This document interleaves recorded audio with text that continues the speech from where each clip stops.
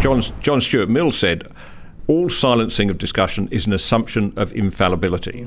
I mean, if you say, well, we're not going to hear that point of view, so often we do now. I mean, we're right, things are not allowed to be said or argued on, particularly on a national broadcaster. I mean, you know, we are routinely told by the government, in the context of the current debate over The Voice, that anyone who says that all this might end up in the High Court, or that The Voice might end up recommending the abolition of Australia Day, that's all supposed to be misinformation. Well, this is a way of shutting down perfectly reasonable objections based on fact to this giant leap into the constitutional dark.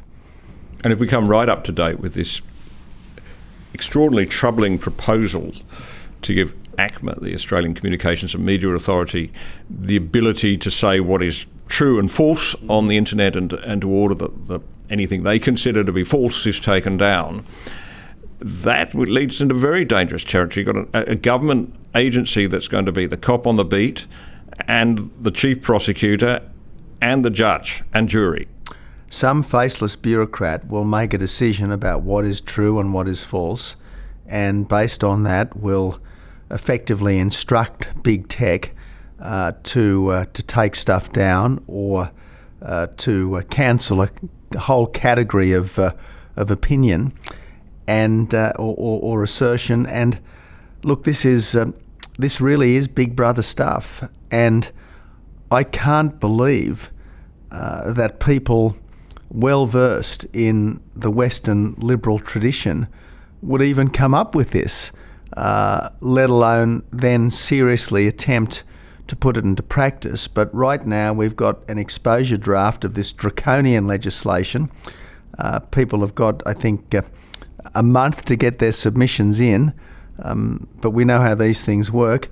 The government has declared that it'll have legislation in the Parliament by the end of the year, and given the fact that the government has effectively a majority in both houses of Parliament, it's certainly got a left-wing majority in the Senate via the Greens and the populist independents. Almost certainly we are going to be saddled with this. The challenge, of course, for our party, the Liberal Party, is not to beat around the bush, but to say, look, if elected, we will reverse this. Which, as you know for experience, is a very hard job. Well, look, one of the things that I had trouble with was 18C, which was prohibiting speech which offends, insults, humiliates and intimidates. And of course, this was a measure put in by the Keating government on the grounds that, well, people shouldn't go around insulting people on the grounds of race.